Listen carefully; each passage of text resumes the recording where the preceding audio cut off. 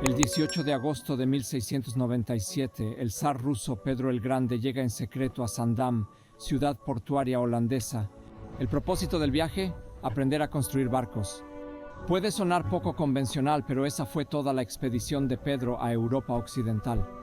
Era la primera vez que el zar salía de Rusia en tiempos de paz, y durante 18 largos meses. Fue su primer intento real de establecer relaciones diplomáticas desde Inglaterra hasta Viena.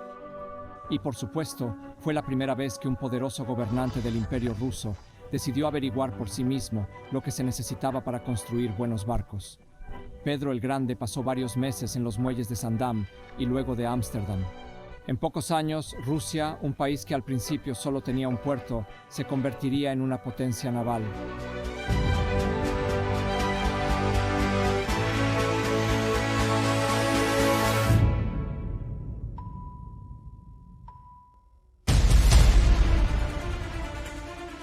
Pedro Alexeyevich nació el 9 de junio de 1672, hijo de la segunda esposa del zar Alexei I Mikhailovich, Natalia Kirillovna Narishkina.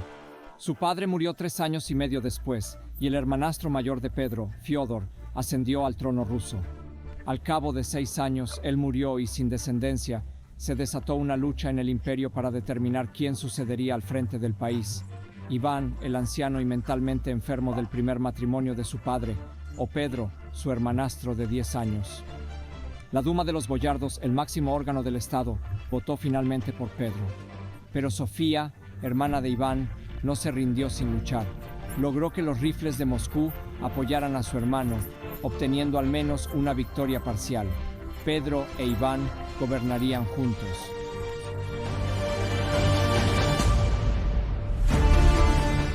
Pero la realidad es bien distinta.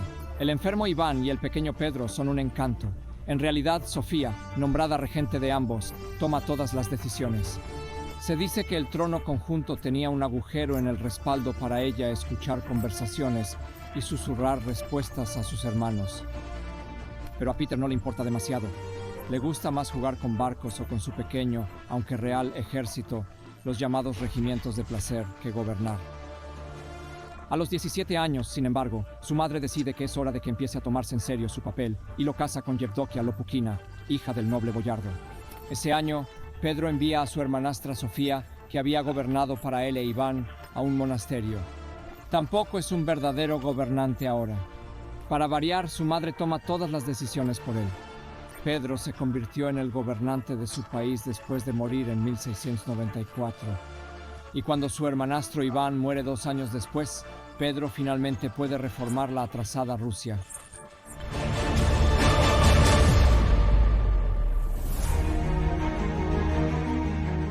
Es importante recordar en qué condiciones Pedro tomó el control de Rusia. El país tenía infraestructuras deficientes y una mala posición internacional. El nuevo zar quería cambiar todo eso. Su sueño de infancia: convertir a Rusia en una potencia marítima. Era complicado. Su país solo tenía el puerto de Arkhangelsk. Así que en 1695, Pedro intentó alcanzar el mar de Azov y así el Mar Negro. Aunque la campaña contra los turcos resulta infructuosa, Pedro no se da por vencido. En julio de 1696 regresa, conquista Azov por segunda vez y más tarde establece la base naval de Taganrog. Es el primero de sus éxitos.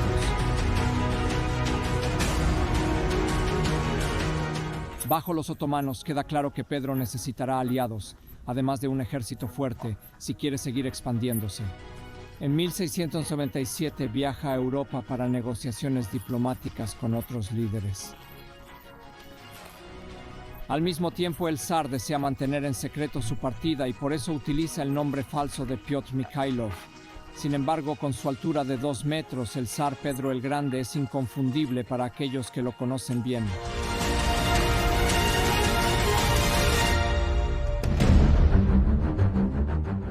Pese a su interés por la cultura occidental, el debate político no va según lo planeado. Los monarcas no quieren encontrarse con los turcos, y Pedro escogió un mal momento para su misión. Los monarcas europeos están ocupados con los eventos del sur, donde hay una guerra por la herencia española en curso. Pedro se llama Gran Embajada y pasa parte de su tiempo en los muelles mediterráneos, aprendiendo a construir barcos en la Compañía Holandesa de las Indias Orientales. Pero en 1698 tiene que dejarlo todo y regresar inmediatamente a Rusia. Recibe la noticia de que los artilleros han vuelto a organizar una rebelión.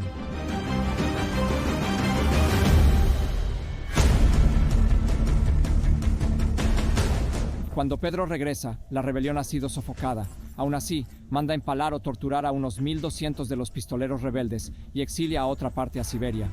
Es paradójico que un monarca tan cruel al mismo tiempo intentara elevar su país a los estándares europeos. Por ejemplo, prohibió a los hombres llevar barba larga que el clero barbudo soportó con peso. Muchos prefirieron pagar un impuesto especial para evitar la obligación de afeitarse. Sin embargo, vinieron otros impuestos más dolorosos, como el impuesto sobre la cabeza que los siervos también debían pagar, a pesar de ser la mayoría de la población rusa. Pedro también reforma la estructura del Estado.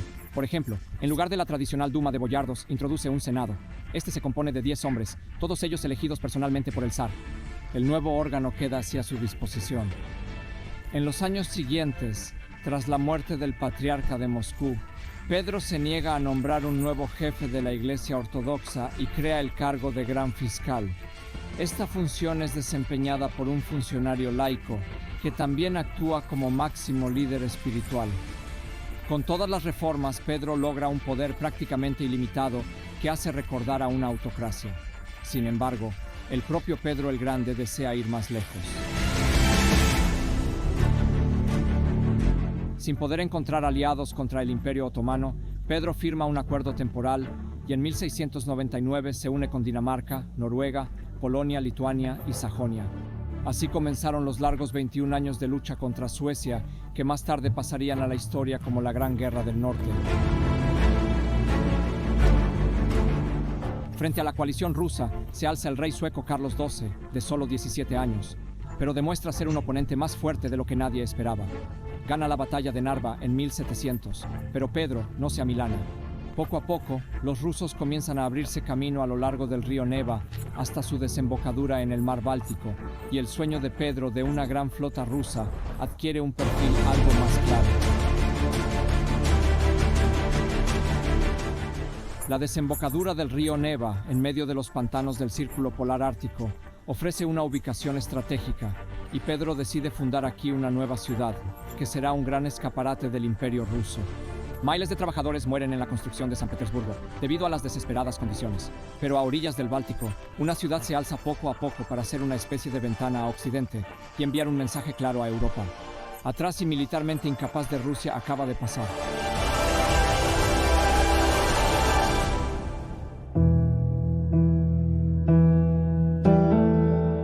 Durante los siguientes 10 años, Pedro logra involucrarse nuevamente con los otomanos. En 1709, Ahmed de Teseo acoge al rey sueco herido, negándose a entregar a su aliado. Los nuevos combates terminan finalmente con la firma del llamado Tratado de Prut, que vuelve a privar a Rusia del puerto de Azov después de 14 años. Incluso la vida personal de Pedro el Grande está llena de giros. Su primera esposa, Yevdokia, le dio 3 hijos, pero solo el mayor, Alexei, llegó a la edad adulta. El matrimonio no fue feliz. Así, en 1698, Pedro la forzó a retirarse a un monasterio. En 1712 se casó con Catalina Alexievna, hija de un campesino lituano-polaco. Su nombre original era Marta Elena Skabronska, pero tras aceptar la ortodoxia cambió su nombre según la tradición. Tuvo 12 hijos, pero la mayoría murieron pronto. Solo 2 hijas, Ana e Isabel, llegaron a la madurez. Pero toda esta pérdida de hijos no es nada comparada con la del hijo de Pedro, Alexei, el único vástago superviviente de su primer matrimonio. En 1718, el zar le acusa de conspirar contra él. Lo hace torturar y, como Alexei confiesa, es ejecutado, pero muere antes de que Pedro pueda firmar la sentencia final. En prisión, sucumbe a los efectos de la brutal tortura. Pedro pierde así a un heredero potencial y el país se pregunta quién ocupará su lugar algún día.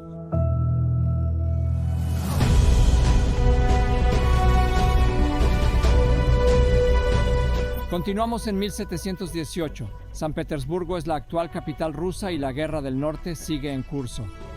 Pero tras 18 años de lucha, los soldados están cansados y huyen cada vez más del frente. Así que Pedro propone nuevas reglas. A partir de ahora, todos los reclutas llevan tatuada una cruz en el brazo para que se reconozca inmediatamente al desertor. Y si intenta huir de su regimiento, toda su unidad recibe una paliza. La guerra acabaría en 1721 con la firma del Tratado de Nystad, por el que Rusia ganaría el territorio en torno a San Petersburgo y las actuales Estonia y Letonia, confirmando su creciente influencia. Poco después de la guerra, Pedro propone otra reforma. Divide la administración del Estado en 14 clases, según la llamada tabla de rangos. Antes, los cargos clericales eran hereditarios, pero ahora se deben asignar por mérito. El cambio, que afectó fundamentalmente, por ejemplo, a los soldados, trajo consigo la tan necesaria mejora del aparato burocrático y de la eficacia del ejército. Los resultados no se hicieron esperar. En los años 17, 22 y 23, durante la guerra ruso-persa, Pedro sometió ciudades como Derbent y Bakú, y el imperio ruso se expandió por el Cáucaso, más allá del Cáucaso, y hasta la zona del actual norte de Irán. Pedro, con casi 52 años, sufre problemas de salud que poco a poco le limitan. En el verano de 1724 es operado de la vejiga y pasa varios meses en cama. Hacia el otoño comienza a mejorar y vuelve a participar activamente en el cultivo de la tierra. Cuenta la leyenda que en una de sus rondas vio a un soldado ahogándose y corrió en su ayuda. Pero el agua helada agravó sus dificultades, de las que no se recuperará esta vez. Es dudosa la veracidad de la heroica ayuda del zar, pero en ese año coronó a su esposa Catalina como emperatriz y murió Pedro el Grande en la primavera siguiente, el 8 de abril de 1725.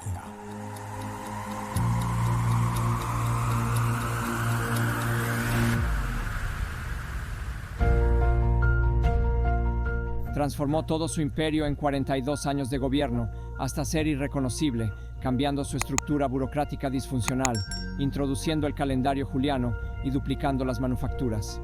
Reorganizó el ejército y la armada, llevó a cabo una reforma monetaria, introdujo el rublo de plata, creó orfanatos y aumentó rápidamente la exportación de productos rusos. Por otra parte, el zar Pedro el Grande fue un hombre que no se privó de presenciar la tortura de su único hijo, ni de sacrificar miles de vidas por la construcción de la ciudad de sus sueños. Las filas de los más pobres también se engrosaron y su situación empeoró. Una cosa es innegable: Pedro el Grande logró que Occidente considerara a la atrasada Rusia un socio igual. Y eso es algo que nadie antes ni después de él había conseguido en mucho tiempo.